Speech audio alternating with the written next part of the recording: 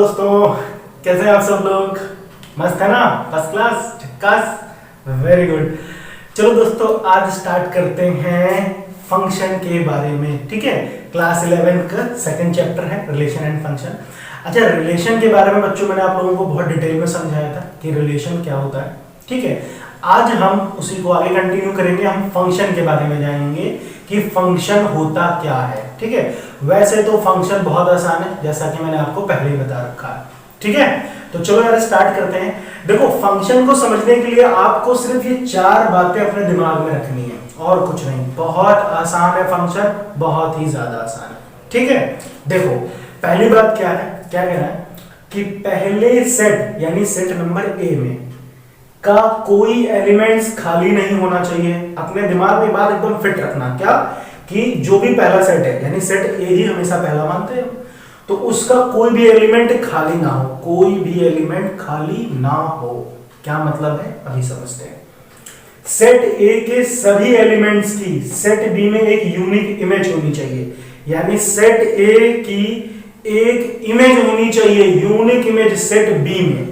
ठीक है, ये बात समझ में आई? अगर नहीं आई अभी समझाते हैं यार, क्यों परेशान हो? जब हम है तो क्या दो मैं। अच्छा, तीसरी बात क्या है, सेट ए के दो या दो से ज्यादा एलिमेंट्स की सेट बी में एक इमेज हो सकती है। ठीक, क्या कहा मैंने? सेट ए के दो या दो से ज्यादा एलिमेंट्स सेट ए में होंगे ना, दो में होंगे या दो से ज्यादा एलिमेंट्स की सेट बी में एक इमेज हो सकती है। ठीक, नई बात समझ में आई? अभी समझाते हैं। चौथा पॉइंट है, सेट ए के किसी एलिमेंट की सेट बी में या दो से ज्यादा इमेज नहीं होनी चाहिए। अब ये चार बातें हैं, इनका मतलब क्या है ये डिटेल में समझते हैं। ठीक है, अच्छा पहले बेटा ये याद रखना कि जब मैंने ये चैप्टर स्टार्ट किया था रिलेशन फंक्शन, तो मैंने आपको एक चीज बताई थी। क्या? जैसे सबसे पहले सेट से बनता है कार्टेशियन प्रोडक्ट, कार्टेशियन प्रोडक्ट से बनता है रिलेशन, और रिलेशन से बनता है फंक्शन। तो फंक्शन कुछ नया नहीं है, फंक्शन एक रिलेशन ही होता है। फंक्शन एक रिलेशन है, मगर एक स्पेशल टाइप का रिलेशन है, तो कुछ अलग नहीं है। हम रिलेशन पढ़े थे, बिल्कुल वही है। ठीक है, क्या? Function is the special type of relation, एक स्पेशल टाइप का रिलेशन हो गया। ठीक है, अब जैसे देखो, मतलब को बहुत ध्यान से समझना जो मैं बता रहा हूं, ध्यान से देखो जरा। जैसे मान लो ये सेट ए है, ये सेट बी है। मैंने यहाँ पे चार लोगों के नाम लिखे हैं, यहाँ भी चार लोगों के नाम लिखे हैं। यहाँ चार लोगों के जो नाम है वो मेल हैं, लड़कों के नाम है, ये फीमेल है। इधर जो है जितने भी बंदे हैं ये सब हस्बैंड हैं और ये सब वाइफ हैं, पति और ये पत्नियां। ये पति हैं और ये पत्नियां हैं, हस्बैंड एंड वाइफ। ठीक, अब ध्यान से देखो, पहला पॉइंट क्या कह रहा है? क्या कह रहा है? पहले सेट यानी सेट ए का कोई एलिमेंट खाली ना हो। ये सारे एलिमेंट दिए हैं, 1 2 3 4, सोनू मोनू बंटी राजू, चार लड़के हैं। मान लीजिए सोनू की जो वाइफ है, सोनू की वाइफ का नाम है मीना। ठीक है, ऐसे मीना। और मोनू की जो वाइफ है उसका नाम है प्रिया। ठीक है, ये हो गया। बंटी की वाइफ जो है, बंटी की वाइफ है, चलो मान लो राधा है, राधा की शादी बंटी से हो गई। और राजू जो है, राजू की वाइफ का नाम है टीना।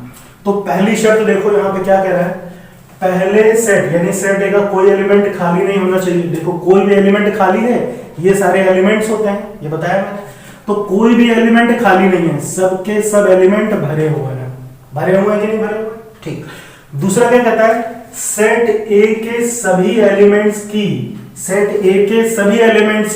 सेट बी में एक यूनिक इमेज होनी चाहिए। देखो, इन सबकी एक इमेज है। भैया सोनू की बीवी कौन है? मीना है, एक इमेज हुई। मोनू की प्रिया, बंटी की राधा, राजू की टीना। तो सब एलिमेंट्स, पहली बात तो सब भरे हुए हैं। तो दूसरी चीज, सबकी एक इमेज है, सबकी एक इमेज है। ठीक है ना, मतलब सबकी शादी हो गई, सबकी एक बीवी है, एक ही होनी चाहिए, दो नहीं। ठीक है, तो ये याद रखना। तो भैया ये क्या हुआ? एक फंक्शन हुआ। इसको हम क्या बोलेंगे? फंक्शन बोलेंगे। ठीक है, दिस इज द फंक्शन। अगर मान लो, जैसे मैंने कहा कि सेट ए का कोई एलिमेंट खाली ना हो, अगर मान लो यहां पर कोई एलिमेंट खाली होता, यहां कोई एलिमेंट खाली, जैसे मान लो ये देखो, अगर मैं ये नाम हटा दूं, मैंने यहां पर सॉरी ये राजू है यहाँ पर, ठीक है, और ये मैंने चलो नाम हटा दिया यहाँ पर, ये नाम हटा दिया। तो अब अगर आप एक चीज यहाँ पे देखो, सेट ए में एक एलिमेंट तो खाली हो गया कि नहीं हो गया, और सबकी एक यूनिक इमेज, इन तीनों की तो यूनिक इमेज है, मगर यार राजू की तो इमेज ही नहीं है, यानी राजू की शादी नहीं हुई, ऐसा हो सकता है। तो ये रिलेशन तो होगा मगर फंक्शन नहीं कहा जाएगा। अब ये फंक्शन नहीं हुआ, यानी इधर का एलिमेंट खाली नहीं होना चाहिए, भरा होना चाहिए, ठीक है। तो चलो भैया इसको मैं वापस भर देता हूं, नहीं तो राजू नाराज हो जाएगा कि मेरी बीवी कहाँ भाग गई। अच्छा ठीक है, चलो तो ये बात समझ में आई, ठीक। फॉर एग्जाम्पल के तौर पे आप जैसे देख सकते हैं y is equal to x cube, ये एक फंक्शन है, y क्या है, x का मतलब क्यूब है, ठीक है ना, y x का क्यूब है। तो जैसे मान लो बेटा ये x वाले जितने सेट A में होते हैं x एलिमेंट होते हैं, B में y एलिमेंट है ना, ये तो मालूम है। अच्छा अब देखो बेटा, अगर मैं x की वैल्यू 1 पुट करूं, यहाँ पे बताओ, अगर मैं x की वैल्यू 1 पुट करूं तो 1 का क्यूब भी 1 ही आएगा, है ना, 1 into 1 into 1। तो भैया 1 की इमेज क्या हुई, 1 हुई कि नहीं हुई। अच्छा अगर मैं x की वैल्यू 2 पुट करूं तो आप मुझे बताओ 2 का क्यूब कितना होता है, 2 into 2 into 2 कितना आएगा, 8। तो 2 का क्यूब क्या हो गया, 8 हो गया कि नहीं हो गया। अच्छा अब मैं अगर कहूं x की वैल्यू 3, तो मुझे आप 3 का क्यूब बताओ, तो 3 into 3 into 3 कितना होगा, 27 आएगा कि नहीं आएगा। इसी तरह से 4 का क्यूब करोगे तो 64 आएगा। तो देखो भैया सब के सब एलिमेंट भरे हुए हैं सेट ए में, सब भरे हुए हैं कि नहीं, और सबकी एक यूनिक इमेज है कि नहीं, सारे लोगों की एक एक पत्नी है, कोई भी बंदा बैचलर नहीं है, ठीक है ना। तो ये बात समझ में आई। इस एग्जाम्पल के जरिए आप इसको याद रख सकते हो, कभी नहीं भूलोगे। बात समझ में आ गई। तो ये दो बातें तो समझ में आ गई होंगी आपको, अच्छे से आई। चलो अब ये दो बातें भी समझते हैं, इसको अगर नोट करना है तो आप कर लो। अब दूसरा पॉइंट समझते हैं, ठीक है, सॉरी दूसरा नहीं तीसरा पॉइंट। देखो तीसरा पॉइंट क्या कह रहा है, ध्यान से देखो इसमें बोला है कि सेट ए के 2 या 2 से ज्यादा एलिमेंट्स की सेट बी में एक इमेज हो सकती है। बात को थोड़ा ध्यान से समझना, क्या कह रहा है, सेट ए के, ये रहा सेट ए, 2 या 2 से ज्यादा एलिमेंट्स की सेट बी में एक इमेज हो सकती है, एक इमेज यानी एक इमेज सेट बी में। फॉर एग्जांपल जैसे देखो मैंने यहाँ 4 नाम लिखे, वही चारों नाम है, और यहाँ पे मैंने एक नाम लिखा। ये रिलेशन ऐसा है, ठीक है, जैसे मान लो ये बेटे हैं, सन है ना, ये इधर वाले बेटे हैं, और ये जो बी है ये फादर है, नाम क्या है, फादर है, और ये बेटे हैं, ठीक। तो मैं देखो ऐसे लिखूंगी, सोनू के पिताजी का नाम क्या है, राम है, मोनू के भी फादर का नाम क्या है, राम है, बंटी के भी फादर का नाम क्या है, राम है, और राजू के भी फादर का नाम क्या है, राम है। तो इससे एक बात समझ में आती है कि ये चारों आपस में भाई हैं, तभी इनके ये क्या है, पिताजी हैं। तो भैया 4 एलिमेंट्स की एक इमेज, देखो 2 या 2 से ज्यादा एलिमेंट्स की सेट बी में एक इमेज हो सकती है, तो भी ये फंक्शन है। क्यों, पहली बात देखो कोई एलिमेंट तो खाली नहीं है, पहली बात तो ठीक है, सबकी एक इमेज है, ठीक। तो मैंने क्या कहा, सबकी एक इमेज हो, कोई दिक्कत नहीं। लेकिन जैसे देखो सोनू के पिताजी का नाम राम है, अगर मैं यहाँ कोई दूसरा भी नाम लिख दूं, जैसे मान लो मोहन लिख दूं, मोहन, अब मैं कहूँ सोनू के पिताजी राम है और सोनू के पिताजी मोहन है, मामला गड़बड़ हो जाएगा, दंगा हो जाएगा, गोलियां चल जाएंगी, होगा कि नहीं होगा ऐसा, तो ऐसा तो हो ही नहीं सकता, है ना। ठीक है भैया, एक बाप के ढेर सारे बच्चे हो सकते हैं, मगर इसका उल्टा पॉसिबल है नहीं है, ठीक। तो बात समझ में आ गई ना कि सेट ए के 2 या 2 से ज्यादा एलिमेंट्स की सेट बी में एक इमेज हो सकती है, ठीक है, तो भी वो क्या कहा जाएगा, फंक्शन कहा जाएगा। बात समझ में आ गई, पक्का ना। चलो देखो एग्जांपल के तौर पे आप ऐसे देख सकते हो, जैसे यहाँ पे देखो ये आपको एक रिलेशन दिया गया है, एक रिलेशन है, क्या है, देखो यहाँ दिया 2, 1, 4, 1, 5, 1, 6, 1। तो ये तो पता है ना 2, 4, 5, 6 किसमें आएंगे, सेट ए में, ये तो हमने समझा था रिलेशन में, ठीक है। और यहाँ पर देखो 1, 1, 1, तो ये 1 ही आया ना, तो हर बार, अब मैं बार तो 1 लिखूंगा नहीं, तो ये 1 आ गया सेट बी में। तो भैया देखो 2 का रिलेशन 1 से, 4 का रिलेशन 1 से, 5 का रिलेशन 1 से, 6 का भी रिलेशन 1 से, तो ये क्या कहा जाएगा, ये एक फंक्शन होगा, है ना। Special type of relation is called function. बात समझ में आई? बोलो। ठीक है ना? जैसे देखो एग्जांपल और देख लो, जैसे देखो यहाँ पे मैंने दो नाम लिए, रवि और बंटी, और यहाँ पे एक नाम लिखा आस्था। आस्था बुआ जी है हमारी, ठीक है? बोलो आस्था बुआ की जय हो, जय। तो देखो क्या करें, रवि और बंटी दो नाम ले लिए, ठीक, और यहाँ पे मैंने लिख दिया बुआ। क्या लिखा? बुआ, ठीक है? ये आस्था बुआ है। तो भैया दो लोगों की तो एक बुआ हो सकती है? नहीं हो सकती है। रवि की भी बुआ का नाम आस्था है, बंटी की भी बुआ का नाम आस्था है, तो बोलो आस्था बुआ की जय हो। तो भैया देखो दो एलिमेंट्स की एक इमेज, दो एलिमेंट्स की एक इमेज है कि नहीं? सेट ए के दो या दो से ज्यादा एलिमेंट्स की सेट बी में एक इमेज हो सकती है। तो ये दो एलिमेंट है, एक इमेज है, ठीक है? देखो पहली कंडीशन तो फुलफिल है, कोई एलिमेंट खाली नहीं, सबकी एक ही यूनिक इमेज है कि नहीं? दोनों की देखो एक यूनिक इमेज है, ठीक? तो भैया ये क्या हुआ? एक फंक्शन कहा जाएगा। क्या कहा जाएगा? हाँ, फॉर एग्जाम्पल जैसे देखो दिया है y is equal to x square, y is equal to x square. तो भैया देखो यहाँ पे x, ये x होगा, ये y होगा, ठीक? अगर x का देखो यहाँ लिखा है एक्स स्क्वायर, अगर भैया मैं 5 का स्क्वायर करूं तो कितना मिलेगा? 25।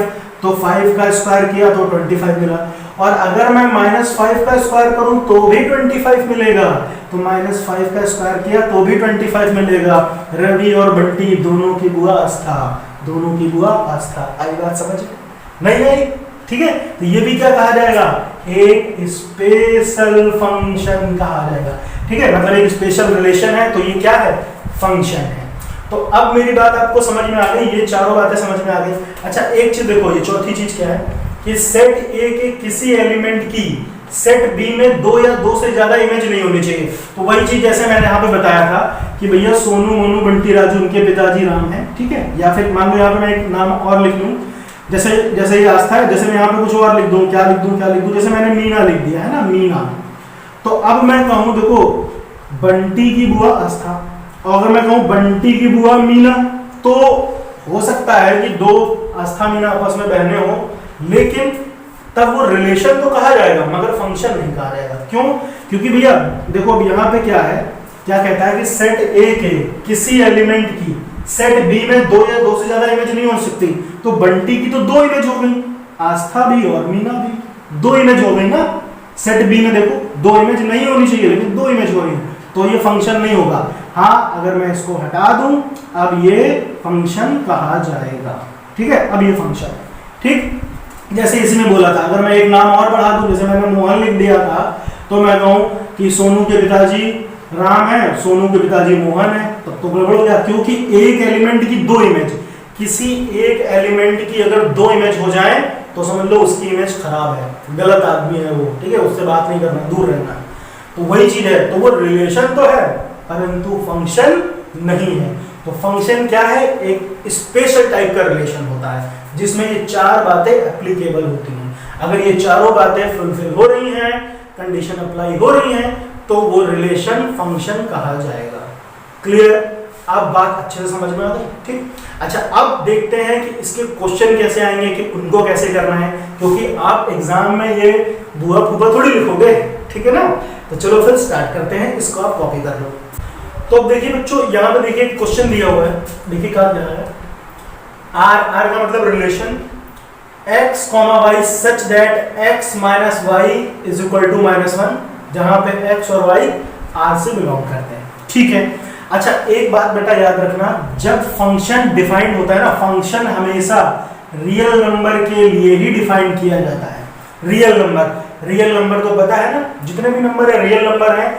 तो देखो जैसे मान लो अगर कभी भी हम फंक्शन को सॉल्व करो तो उसमें जो डोमेन और रेंज आती है ना, डोमेन और रेंज, तो वो ऐसे कभी नहीं होना चाहिए रूट में, जैसे लिखा हो root -1, root -2, root -3, root -99, root -999। कहने का मतलब है कि रूट के अंदर माइनस वैल्यू नहीं आती। अगर ये माइनस ना लगाओ, ऐसे हो, तब ये रियल नंबर है। यहाँ माइनस नहीं लगा तब ये रियल नंबर है, ठीक है? लेकिन अगर ये माइनस लगा दिया तो माइनस की वजह से ये रियल नंबर नहीं कहा जाएगा, ये इमेजिनरी नंबर कहा जाएगा।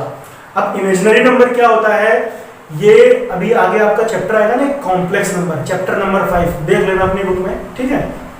तो उसमें आप डिटेल में पढ़ोगे कि इमेजिनरी नंबर क्या होता है। ठीक, वैसे मैंने कॉम्प्लेक्स नंबर ऑलरेडी अपलोड कर रखा है, तो आप उसको भी देख सकते हो यूट्यूब पे, वैसे डिस्क्रिप्शन में लिंक भी दिया हुआ है ना, वहां से भी आप देख सकते हो। फिलहाल अभी अगर आप समझना चाहते हो तो बस इतना याद रखो कि रूट में अगर कोई माइनस में वैल्यू आ रही है तो उसको रियल नंबर नहीं कहा जाता है, इमेजिनरी नंबर कहा जाता है। ठीक है, तो फंक्शन हमेशा जब भी डिफाइन होगा तो रियल नंबर के लिए ही डिफाइन होगा। ठीक, तो ये बात अपने दिमाग में हमेशा फिट रखना। ठीक है, चलो तो देखो बेटा ये एक रिलेशन दिया है, तो मैंने जैसे अभी बताया relation is a special type of function.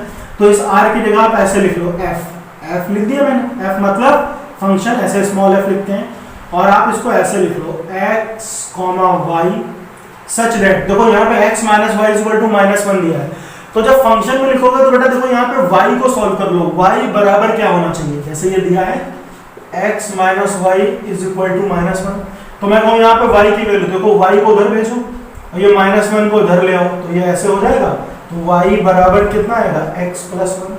तो हम इसको ऐसे लिख लेते हैं y बराबर x प्लस 1। तो जब भी आपको फंक्शन बनाना हो तो आप हमेशा y बराबर ऐसे लिख लेना पहले, है ना, y बराबर समथिंग। और इसमें जो ये x y है ना, x y बिलोंग करता है कहां से, f से, f मतलब फंक्शन से। ठीक है, अच्छा अब एक चीज देखो बेटा, बहुत इंपॉर्टेंट चीज समझना, जो ये ऐसे दिया होता है x, y belongs to f, इसका क्या मतलब है, जैसे दिया x, y ऐसे दिया होता है, तो इसमें देखो ये जो y होता है, ये y दिख रहा है, y का मतलब होता है fx बराबर y, fx मतलब इसको f ऑफ x ऐसे भी पढ़ते हैं। ठीक है, तो fx का मतलब y, ये y क्या है, फंक्शन है, fx का मतलब फंक्शन। ठीक, fx बराबर y, बात समझ में आ गई ना, इसमें जो x y दिया होता है।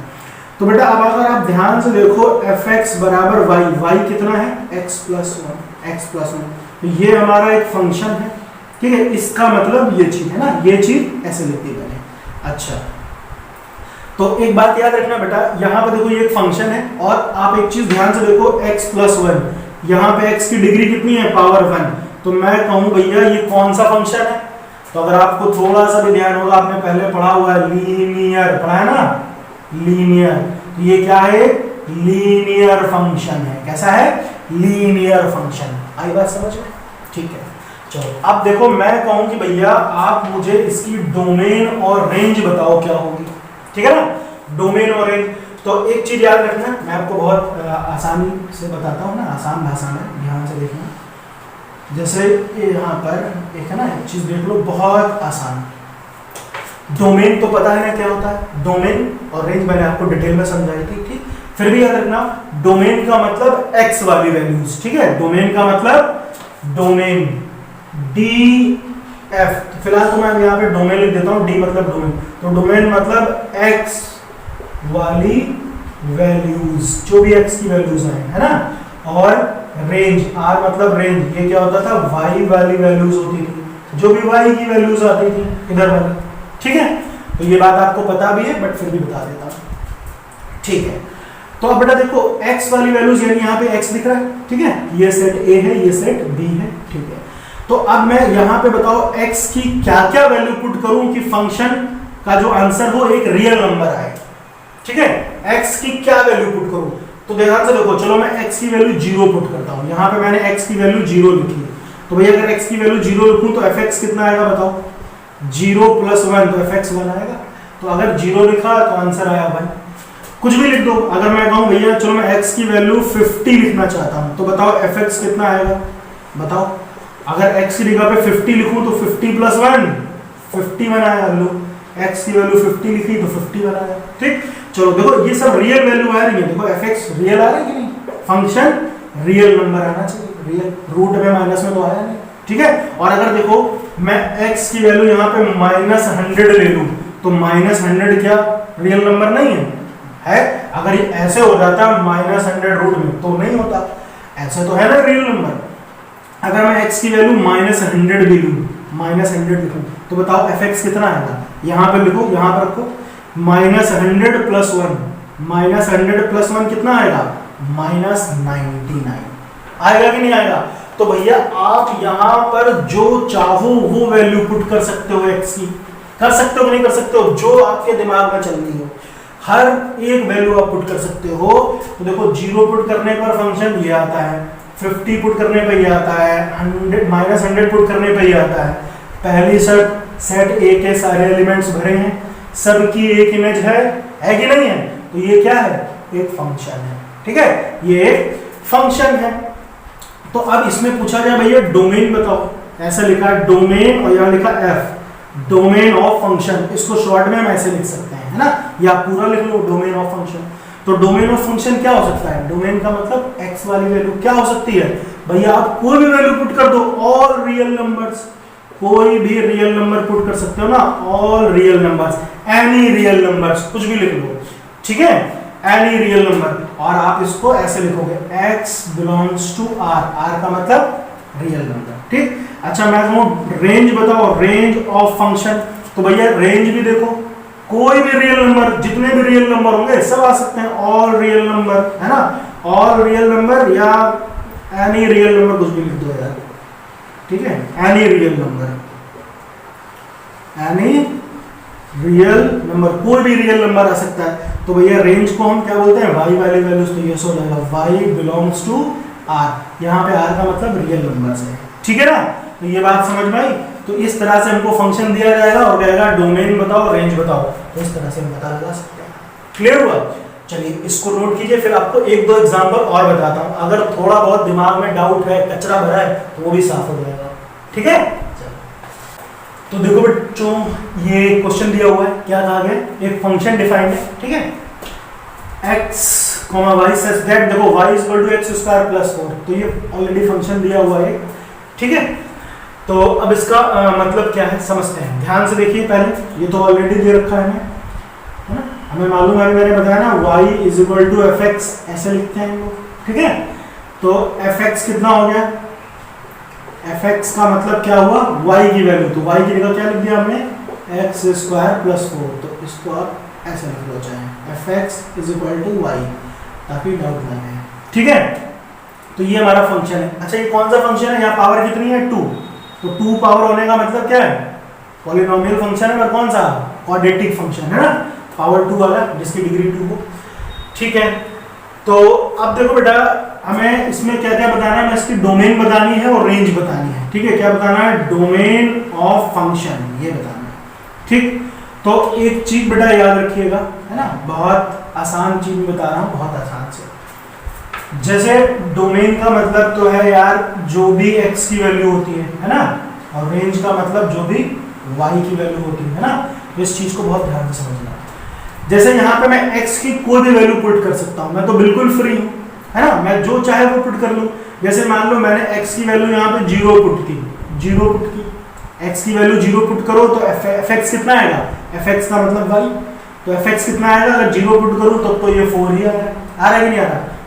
मैं चलो कुछ और पुट कर लेता हूँ, मैं -2 पुट कर लेता हूँ, -2, ठीक। तो अगर मैं यहाँ -2 लिखूँ, -2 का स्क्वायर + 4, तो -2 का स्क्वायर भी तो 4 हो जाएगा, तो 4 + 4 कितना हो गया, 8 हो गया, हो गया कि नहीं हो गया। अच्छा अगर मैं यहाँ पे 2 पुट करूँ, केवल कहूँ 2, मेरा मन है यार मैं 2, तो भी कितना होगा, 2 का स्क्वायर 4 + 4, तो भी ये क्या आएगा, 8 ही आएगा, आएगा कि नहीं आएगा। तो कुछ भी, चलो अगर मैं यहाँ पे 3 भी पुट कर लूँ, तो 3 का स्क्वायर 9, 9 + 4 13 आएगा कि नहीं आएगा, y की वैल्यू 13 आ जाएगी, ठीक है। तो बेटा डोमेन के लिए तो हम इसमें कुछ भी पुट कर सकते हैं, हमें कोई दिक्कत नहीं, हम प्लस माइनस जो चाहे पुट कर लें, है ना। तो डोमेन ऑफ फंक्शन क्या हो जाएगी, domain of function x belongs to all real number, ठीक है ना, रियल नंबर हो गए, ठीक। लेकिन अब अगर मैं कहूँ रेंज बताओ, ठीक, यहाँ पे चलो मैं इसको ऐसे मैच करा देता हूँ, आपको बता देता हूँ। अच्छा ये मैंने आपके समझने के लिए बताया है ना, ये आपके समझने के लिए, करना आपको केवल इतना ही है। तो जैसे 0 की इमेज 4, -2 की इमेज 4, और 2 की इमेज भी 8, सॉरी 8, -2 की इमेज 8, और 3 की इमेज 13। तो देखो दो एलिमेंट ऐसे हैं जिनकी एक इमेज है, तो ऐसा हो सकता है, दो एलिमेंट्स की एक इमेज हो सकती है, दो बेटे एक पिताजी, ऐसा हो सकता है, दो भतीजे एक बुआ जी, है ना, ऐसा हो सकता है, ठीक। तो ये फंक्शन तो है। तो डोमेन तो हो गया क्या, ऑल रियल नंबर है ना, ऑल रियल नंबर। लेकिन रेंज के लिए क्या करेंगे, देखो रेंज का मतलब तो पता है ना, y की वैल्यू। तो रेंज के लिए हम क्या करेंगे, देखो जो बच्चे आपको ये फंक्शन दिया हुआ है ना, हमें क्या बताना है, range of function, range of function बतानी है, ठीक है। तो रेंज ऑफ फंक्शन को पता करने के लिए जो आपको ये फंक्शन दिया जाए, पहले आप इसको ऐसे लिख लो, y is equal to x square plus 4, ठीक। अब देखो बेटा ये y इज इक्वल टू इतना है, y इज इक्वल टू इतना है, मैं कहूं x इज इक्वल टू कितना होगा, मतलब क्या करो, x की वैल्यू निकाल लो यहां से, जैसे ये y की वैल्यू ये है तो x की वैल्यू इसको निकाल लो। तो कैसे निकालोगे, देखो ये प्लस का 4 इधर भेज दो तो ऐसे हो जाएगा y minus 4 is equal to x square. तो अब आप इसको सॉल्व करोगे तो ये ऐसा हो जाएगा x is equal to root y minus 4, ऐसे होगा कि नहीं होगा, ये स्क्वायर हटा तो इधर रूट लग गया। तो देखो मतलब y की वैल्यू थी x के टर्म में, अब x की वैल्यू y के टर्म में, ऐसे समझ लो, ये हमने निकाल लिया रेंज के लिए, ठीक है। अब एक चीज बताओ बेटा, रेंज तो पता ही है, रेंज मतलब y वाली वैल्यू, ठीक है, यानी इसका आंसर। तो y की मैं क्या वैल्यू पुट करूं, ठीक है, कि ये क्या आना चाहिए, एक रियल नंबर आना चाहिए। तो देखो बेटा अगर आप ध्यान से देखो, अगर मैं y की वैल्यू इसमें देखो केवल रूट में, अगर मैं y की वैल्यू 0 पुट करूं तो 0 माइनस 4, तो ये क्या आएगा, ये आ जाएगा रूट माइनस 4। तो मैंने अभी बताया था रूट में अगर माइनस में चल रही कहानी तो मामला गड़बड़ है, वो रियल नंबर नहीं कहा जाता, इमेजिनरी नंबर होता है, ठीक। तो ये बात समझ में आ गई। और अगर आप कुछ और लिखो, जैसे मान लो आपका, मानो आप 2 लिख दो, y की जगह 2 लिखो, तो 2 माइनस 4 भी क्या आएगा, माइनस 2 ही आएगा, आएगा कि नहीं आएगा। और अगर y की जगह मैं 4 लिख दूं, चल भाई y की जगह मैंने 4 लिखा, तो 4 माइनस 4 0, तो 0 आ रहा है रूट में तो कोई दिक्कत नहीं है, वो 0 है, नो प्रॉब्लम। तो 0 इज अ रियल नंबर, है ना, उसकी दिक्कत नहीं है। तो अब यहाँ पे एक घनघोर समस्या हमारे सामने आ गई, क्या कर सकते हैं, ध्यान से देखना, ठीक है। तो इसके लिए आप देखो हमेशा y की वैल्यू, अभी जैसे देखो मैंने क्या लिखा था, 4 लिखा था, तो 4 माइनस 4 लिखने पे रूट 0 ऐसे आया था। अच्छा 4 के बाद कुछ और लिखो, जैसे 5 लिखो, तो 5 माइनस 4 तो 1 देगा, 6 माइनस 4 2 देगा, 7 माइनस 4 3 देगा, ये सब रूट में रहेंगे। तो इस तरह से रूट में आए तो कोई दिक्कत नहीं है, लेकिन माइनस में आने से दिक्कत है। अच्छा ये कहानी कब स्टार्ट हुई, 4 के बाद से। अगर आप 4 लिखो या 4 के बाद कोई भी नंबर लिखो, 4 लिखो या 4 के बाद कोई भी नंबर लिखो, 4 से बड़ा कोई भी नंबर लिखो, यहाँ पे आंसर क्या हो जा रहा है, रियल नंबर हो जा रहा है, कि नहीं हो जा रहा है। यानी कि इसकी जो रेंज मतलब y की वैल्यू जो भी होगी 4 या 4 से बड़ी होगी, यानी आपको जितने भी यहाँ आंसर मिल रहे हैं देखो 4 या 4 से बड़े, 4 या 4 से बड़े मिलेंगे। तो भैया इससे क्या समझ में आया कि रेंज y की वैल्यू हमेशा, यानी रेंज जो होगी हमेशा क्या होगी, 4 और 4 से बड़ी होगी, क्योंकि 4 से कम अगर आप रखोगे, 4 से कम कुछ भी रखो यार, 4 से कम अगर आप यहाँ पे 3 भी रखोगे तो माइनस में आ जाएगा, रूट माइनस में, तो गड़बड़ हो गया। तो इसके लिए जब आप इसको सॉल्व करोगे तो आप ऐसे लिख लेना, y minus 4 is equal to 0, क्या लिखा हमने, y minus 4 is equal to greater and equal to 0, है ना, ग्रेटर एंड इक्वल टू 0। जब आप इसको सॉल्व करोगे रूट में जो भी वैल्यू दी हो, जैसे रूट में ये दिया तो इसको ऐसे लिख लेना, y माइनस 4, ठीक है, ग्रेटर एंड इक्वल टू 0। तो जब आप इसको सॉल्व करोगे तो ऐसे हो जाएगा y greater and equal to 4, ऐसे आएगा ना। तो यानी y की वैल्यू क्या होगी, या तो 4 हो या 4 से ग्रेटर हो, मतलब समझ में आया कि नहीं आया। तो जब भी आप इसका देखो, जैसे ये डोमेन है और ये रेंज है, तो जब भी आप इसकी रेंज निकालोगे तो हमेशा वैल्यू 4 या 4 से बड़ी आएगी, 4 से कम तो आ ही नहीं सकती। आप चाहे चेक कर लो, ठीक है, जितनी कोशिश कर लो, अगर y की वैल्यू यहाँ पे 3 या 2 1 कुछ भी आ जाए, मुझे बताओ 4 से कम नहीं आएगी, ठीक है। आप कोई भी नंबर लिख के चेक करके देख लेना, ठीक है। तो हमेशा y की वैल्यू कैसी आएगी, 4 या 4 से बड़ी आएगी। तो भैया इसकी रेंज क्या हो गई, तो यहाँ पे हम लिखेंगे रेंज ऑफ फंक्शन। तो रेंज ऑफ फंक्शन क्या हुआ, y always greater and equal to 4, ठीक है ना। ये बात आपको समझ में आ गई होगी। अगर इसमें कोई डाउट है तो बताओ, ठीक। और अगर इसको और अच्छे से लिखना चाहो तो आप ऐसे लिख सकते हो, y बिलोंग्स टू, देखो 4 और 4 से बड़ा, यानी 4 से लेकर के इन्फिनिटी तक हो जाएगा, है ना, कुछ भी लिख सकते हो, ऐसे लिख सकते हो, y belongs to 4 to infinity. Clear हुआ? तो इतनी बात समझ में आई बच्चे, रेंज और डोमेन कैसे निकालना है, ठीक। कोई डाउट, कोई समस्या है इसमें, है ना? चलो एक क्वेश्चन और कर लें, इतना तो समझ में आ गया होगा आपको, ठीक है। तो चलो इसको नोट कर लो। तो अब देखिए बच्चों, ये क्वेश्चन और दिया हुआ है ना, इसको सॉल्व करना है, समझना है, इसमें मुझे डोमेन और रेंज पता करनी है। तो कैसे पता करेंगे, ध्यान से देखिए क्या दिया हुआ है, फंक्शन दिया हुआ है कि x y such that y is equal to x plus 3 upon x minus 3, ठीक है। तो एक बात को समझ लो, जैसे एक चीज देखो बेटा, मान लो यहाँ पर है ना, हमें डोमेन निकालनी है, डोमेन, पहले इस फंक्शन को हम लिख लेते हैं, y is equal to fx या fx is equal to y, कुछ भी लिख लो यार, ये तो पता ही है आपको। तो ये कितना हो गया, y is equal to x plus 3 upon x minus 3, ठीक। अब देखो मुझे इसकी डोमेन बतानी है, डोमेन ऑफ फंक्शन बताना है ना, क्या करना है ये समझते हैं। देखो तो डोमेन के लिए क्या करते थे ना, मैंने क्या बताया था, x की आप कोई भी वैल्यू पुट करो, ठीक है, x की आप कोई भी वैल्यू पुट करो तो आंसर आ जाए, ठीक है, y का। अच्छा, तो आप एक चीज देखो, जैसे मैं x की कोई भी वैल्यू पुट करूं, मैं 1 पुट करूं, 2 पुट करूं, 3 पुट करूं, देखो मैं कुछ भी पुट करता हूं, जैसे x की वैल्यू, चलो यार क्या पुट कर ले, चलो x की वैल्यू 2 पुट कर ले, तो यहाँ पे 2 पुट करो, बताओ क्या आएगा, x की वैल्यू 2 पुट करो तो 2 + 3 5 और 2 - 3 -1, ये 2 में से दीजिएगा -1, तो ये कितना आ गया, -5 आ गया, आ गया कि नहीं आ गया, तो -5 अगेन रियल नंबर है, तो कोई दिक्कत नहीं है, ठीक है।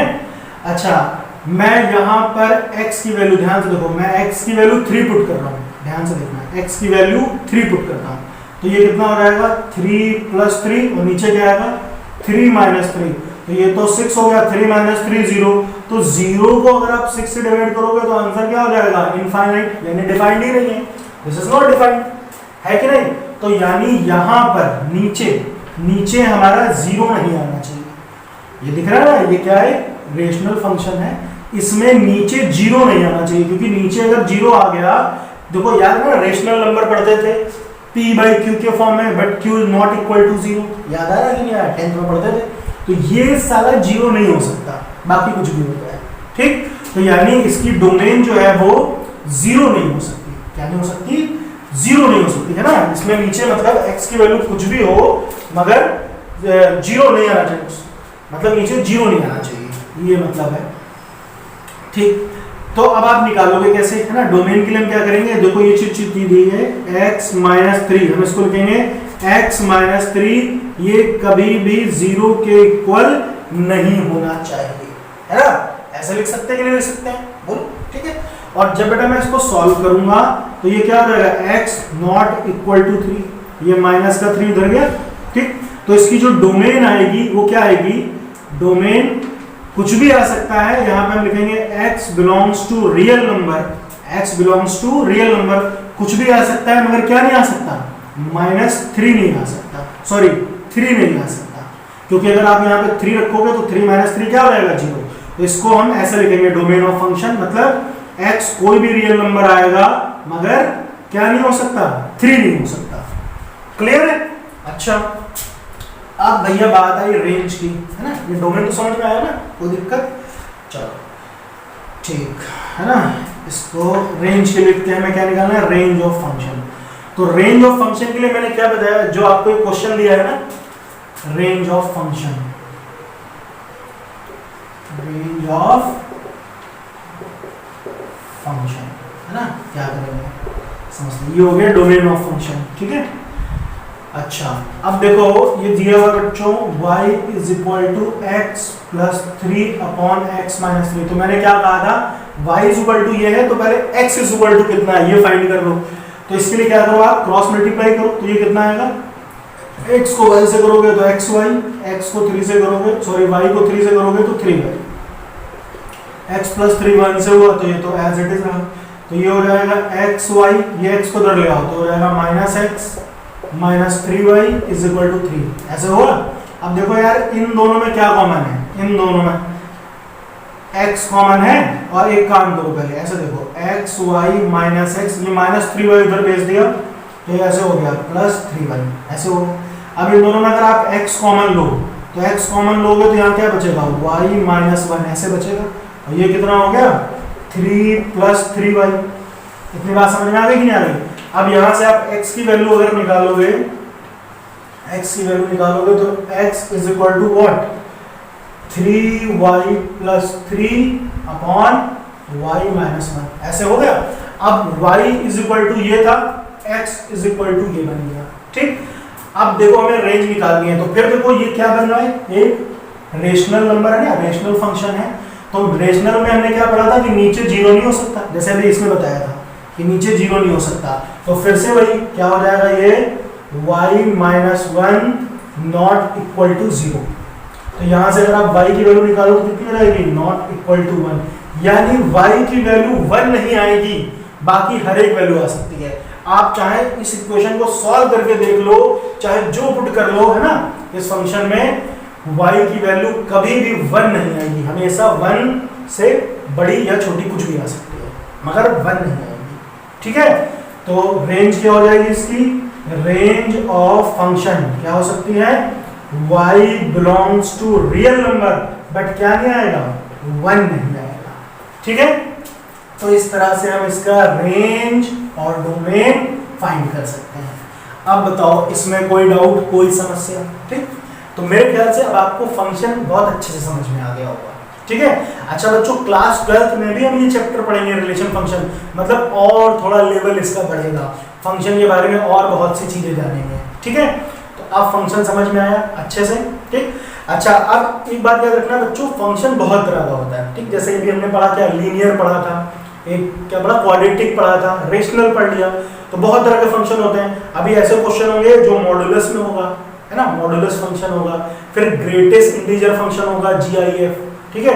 तो ये सब क्या होते हैं, इसके नेक्स्ट लेक्चर में आपको बताऊंगा कि फंक्शन और मतलब फंक्शन पे और कितने तरह के क्वेश्चन आ सकते हैं, किस किस टाइप के फंक्शन होंगे और उनको कैसे सॉल्व करना है। तो ये आपको समझ में आया इतना अच्छे से, पक्का?